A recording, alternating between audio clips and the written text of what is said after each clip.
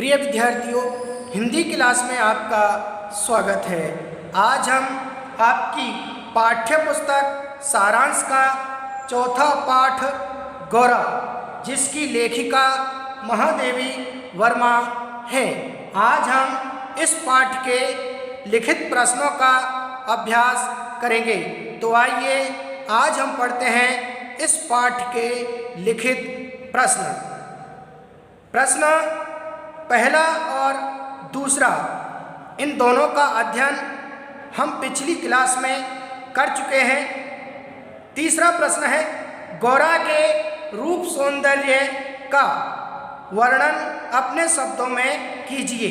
गौरा के रूप सौंदर्य का वर्णन अपने शब्दों में कीजिए। गौरा के रूप सौंदर्य का वर्णन अपने शब्दों में कीजिए।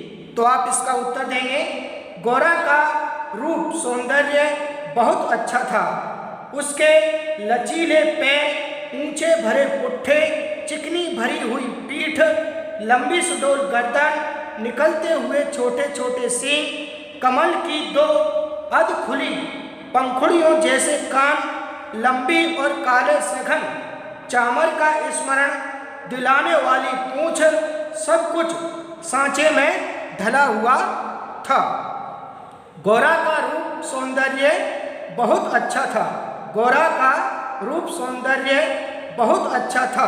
उसके लचीले पैर, ऊंचे भरे पुट्ठे, चिकनी भरी हुई पीठ, लंबी सुडौल गर्दन, निकलते हुए छोटे छोटे सींग, कमल की दो अध खुली पंखुड़ियों जैसे कान, लंबी और काले सघन चामर का स्मरण दिलाने वाली पूंछ, सब कुछ सांचे में ढला हुआ था। इसी तरीके से चौथा लिखित प्रश्न है, लेखिका के घर में दूधो नहाओ का आशीर्वाद कैसे फलने लगा। लेखिका के घर में दूधो नहाओ का आशीर्वाद कैसे फलने लगा। लेखिका के घर में दूधो नहाओ का आशीर्वाद कैसे फलने लगा। तो आप इसका उत्तर लिखेंगे या उत्तर देंगे। लेखिका के घर में दुग्ध महोत्सव आरंभ हुआ। लेखिका के घर में दुग्ध महोत्सव आरंभ हुआ। गौरा प्रातः सायं 12 लीटर के लगभग दूध देती थी। अतः लालमणि के लिए किलो दूध देने पर भी इतना अधिक बच जाता कि आसपास के बाल गोपाल से लेकर कुत्ते बिल्ली तक सब पर मानो दूधो नहाओ का आशीर्वाद फलने लगा। लेखिका के घर में दुग्ध महोत्सव आरंभ हुआ। गौरा प्रातः सायं 12 लीटर के लगभग दूध देती थी। अतः लालमणि के लिए किलो दूध देने पर भी इतना अधिक बच जाता कि आसपास के बाल गोपाल से लेकर कुत्ते बिल्ली तक सब पर मानो दूधो नहाओ का आशीर्वाद फलने लगा। इसी तरीके से पांचवा लिखित प्रश्न है, दुग्ध दोहन की समस्या क्यों उत्पन्न हुई, उसका क्या समाधान निकला। दुग्ध दोहन की समस्या क्यों उत्पन्न हुई, उसका क्या समाधान निकला। दुग्ध दोहन की समस्या क्यों उत्पन्न हुई, उसका क्या समाधान निकला। तो आप इसका उत्तर देंगे, दुग्ध दोहन की समस्या इसलिए उत्पन्न हुई क्योंकि जो नौकर नगर से आए उनमें से दुग्ध दोहना कोई नहीं जानता था। दुग्ध दोहना नहीं जानता था। गौरा के आने से पूर्व जो ग्वाला उन्हें दूध देता था, उसने दूध दोहने का आग्रह किया तो इस समस्या का समाधान हो गया। दुग्ध दोहने की समस्या इसलिए उत्पन्न हुई क्योंकि जो नौकर नगर से आए उनमें से दुग्ध दोहना कोई नहीं जानता था। गौरा के आने से पूर्व जो ग्वाला उन्हें दूध देता था, उसने दूध दोहने का आग्रह किया तो इस समस्या का समाधान हो गया। अगला छठा लिखित प्रश्न है, दूध देने वाले ग्वाले ने क्या समस्या उत्पन्न कर दी थी? अंततः उसका क्या परिणाम निकला या क्या परिणाम हुआ? दूध देने वाले ग्वाले ने क्या समस्या उत्पन्न कर दी थी? अंततः उसका क्या परिणाम हुआ? दूध देने वाले ग्वाले ने क्या समस्या उत्पन्न कर दी थी? अंततः उसका क्या परिणाम हुआ? तो आप इसका उत्तर लिखेंगे। महादेवी वर्मा ने दूध दोहने के लिए जो ग्वाला रखा था, लेखिका पहले उसी ग्वाले से दूध लेती थी। इस प्रकार उसे हानि हुई। उसने गाय का आना सहन नहीं हुआ। उसे गाय का आना सहन नहीं हुआ। अवसर मिलते ही उसने गाय को गुड़ में लपेटकर लोहे की सुई खिला दी, जिससे गौरा की असमय मृत्यु हो गई। महादेवी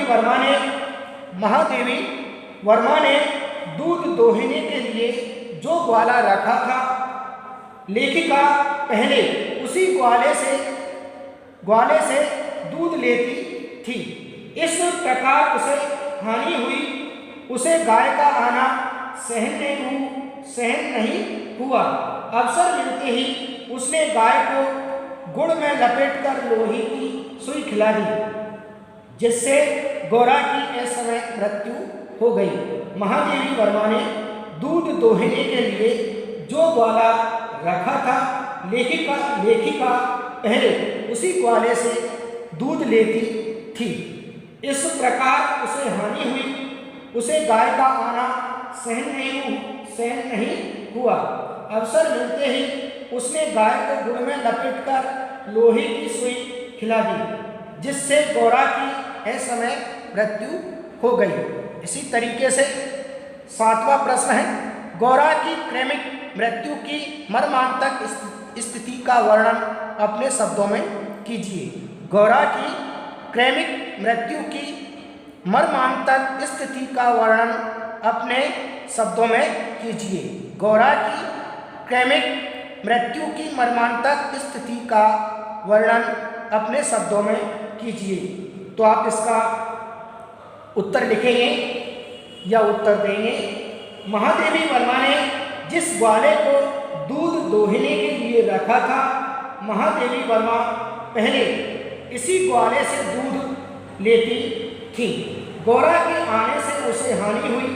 उसने गौरा के आने को सहन नहीं किया और अवसर मिलते ही उसने लोहे की सुई गुड़ में लपेटकर गौरा को खिला दी, जिससे गौरा की असमय मृत्यु हो गई।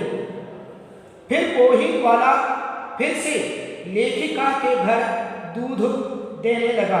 एक दिन लेखिका सुई की बात कर रही थी, तो ग्वाले ने सुई की बात सुनी तो वह अंतर्धान हो गया। अतः लेखिका का संदेह विश्वास में बदल गया। महादेवी वर्मा ने जिस ग्वाले को दूध दोहने के लिए रखा था, महादेवी वर्मा पहले इसी ग्वाले से दूध लेती थी। गौरा के आने से उसे हानि हुई। उसने गौरा के आने को सहन नहीं किया और अवसर मिलते ही उसने लोहे की सुई गुड़ में लपेटकर गौरा को खिला दी, जिससे गौरा की असमय मृत्यु हो गई। फिर वही ग्वाला फिर से लेखिका के घर दूध देने लगा। एक दिन लेखिका सुई की बात कर रही थी, तो ग्वाले ने सुई की बात सुनी तो वह अंतर्धान हो गया। अतः लेखिका का संदेह विश्वास में बदल गया। इसी तरीके से आठवां लिखित प्रश्न है, लाल मणि का रूप आकार कैसा था? लाल मणि का रूप आकार कैसा था? लाल मणि का रूप आकार कैसा था? तो आप इसका उत्तर देंगे। लाल मणि का रंग लाल होने के कारण वह गेरू के पुतले के समान लगता था। उसके माथे पर पान के आकार का सफेद तिलक जैसा टीका था। उसका नाम लालमणि था।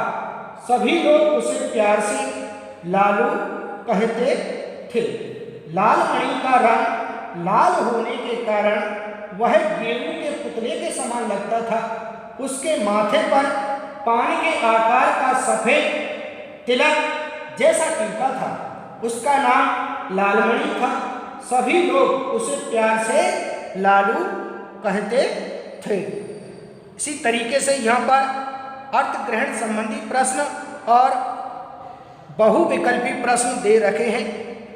इन्हें आप स्वयं उत्तर सहित अपनी उत्तर पुस्तिका में लिपिबद्ध करें। इस तरीके से आज हमने इस पाठ के लिखित प्रश्नों का और अर्थ ग्रहण संबंधी प्रश्न, बहुविकल्पी प्रश्न, इन सभी का विस्तार पूर्वक विधिवत रूप से अध्ययन कर लिया है। आप इन्हें अपनी उत्तर पुस्तिका में लिपिबद्ध करें ताकि आपकी परीक्षाओं में इनसे संबंधित प्रश्न पूछे जाते हैं तो आप बड़ी सरलता और सुगमता के साथ उनका उत्तर दे सकते हैं। आज के लिए इतना ही, शेष कल पढ़ेंगे। Thank you.